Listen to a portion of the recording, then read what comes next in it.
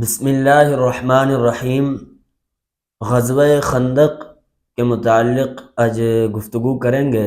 اس کو غزوہ احزاب بھی کہا جاتا ہے، اور احزاب جو ہے ایک سورہ کا نام ہے جو قرآن پاک میں ہے، اور اس کے اندر اس غزوہ کے متعلق تذکرہ بھی ہے۔ چنانچہ 5 ہجری کے اندر شوال کا مہینہ تھا، اس میں یہ غزوہ پیش آیا۔ ہوا کچھ ایسے تھا کہ غزوہ بدر کے موقع پر ابو سفیان نے کہا تھا کہ ہم آئندہ سال تم سے جنگ لڑیں گے، لیکن آئندہ سال جب آیا تو صحابہ اکرام تو اس مقام پر پہنچے، بدر کے مقام پر، لیکن ابو سفیان راستے سے واپس ہو گیا اور اس نے کہا کہ قحط سالی کا سال ہے، تو اس سال ہم جو ان سے جنگ نہیں لڑ سکتے۔ تو پھر اس کے اگلے سال جو ہے 2 سال بعد چنانچہ یہ غزوہ پیش آیا، غزوہ خندق۔ اب ہوا ایسے کہ رسول اللہ صلی اللہ علیہ وسلم کو یہ پتہ چلا کہ ابو سفیان اپنا 10,000 کا لشکر لے کر آ رہا ہے،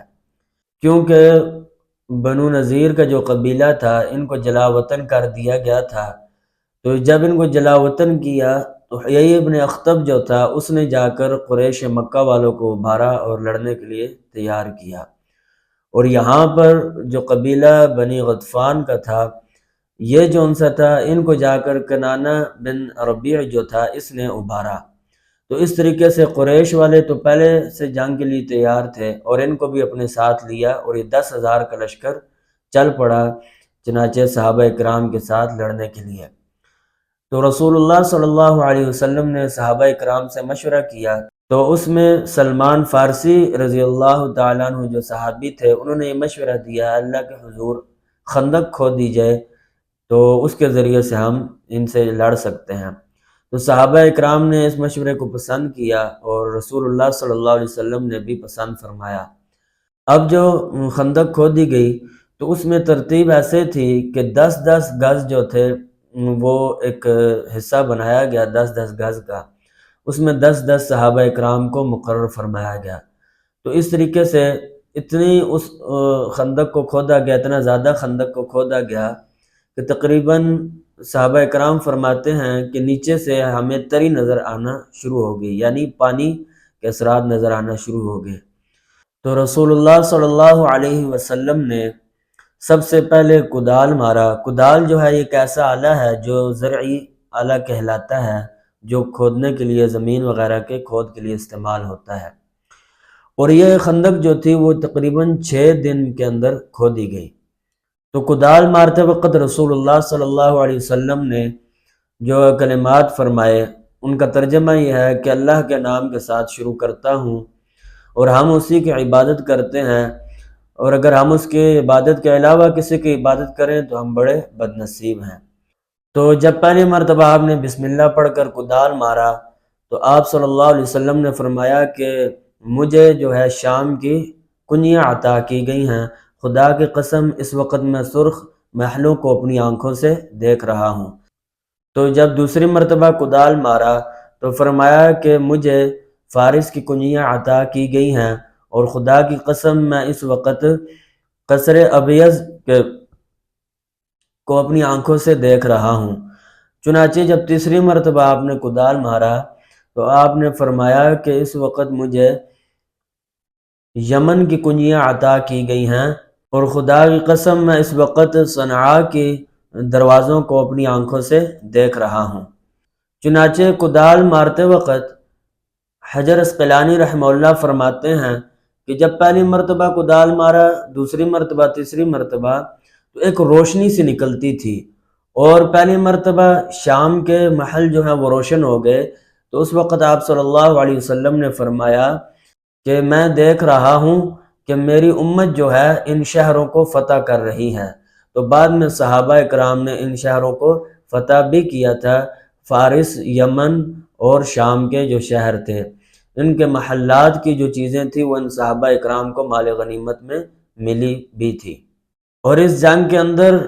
کعب نامی جو سردار تھا بنو قریظہ کا،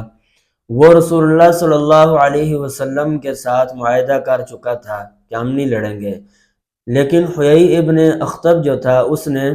کعب کو اپنے ساتھ ملا لیا اور اس معاہدے کو بھی توڑ دیا۔ اور مسلمانوں کے اوپر یہ بہت مشکل وقت تھا،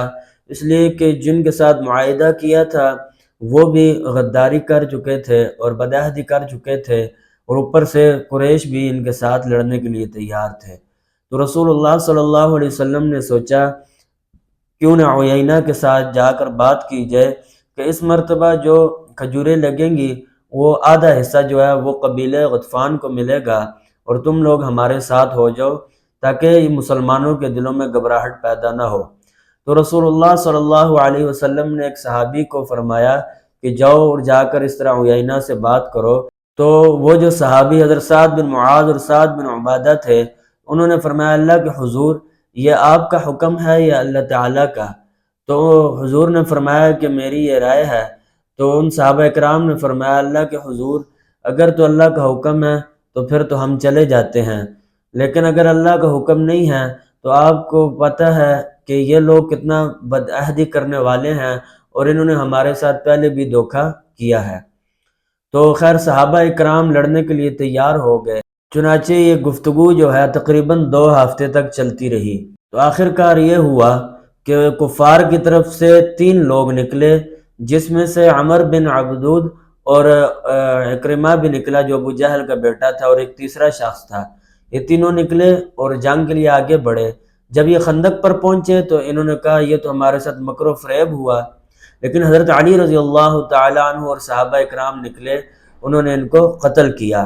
اور اس کے اندر نوفل نامی ایک شخص تھا، وہ بھی رسول اللہ صلی اللہ علیہ وسلم کو قتل کرنے کے لیے نکلا، لیکن خندق کے پاس جب پہنچا تو وہاں سے گرا اور سیدھا خندق میں گیا، اس کی گردن ٹوٹ گئی اور وہیں پر مر گیا۔ چنانچہ اس خندق کے اندر یہ جو غزوہ خندق تھی، اس کے اندر 3 مشرکین تھے جو قتل ہوئے تھے اور 6 صحابہ اکرام تھے جو شہید ہوئے تھے۔ ہوا کچھ ایسے کہ ایک مقام پر عورتوں کو اور بچوں کو وہاں پر ایک خیمے میں جمع کیا گیا اور ان کو وہاں پر محفوظ رکھا گیا، اور حضرت حسان جو تھے وہ اس کی دیکھ بھال کر رہے تھے۔ ایک یہودی اس خیمے کے ارد گرد چکر لگا رہا تھا، تو حضرت صفیہ جو تھیں انہوں نے فرمایا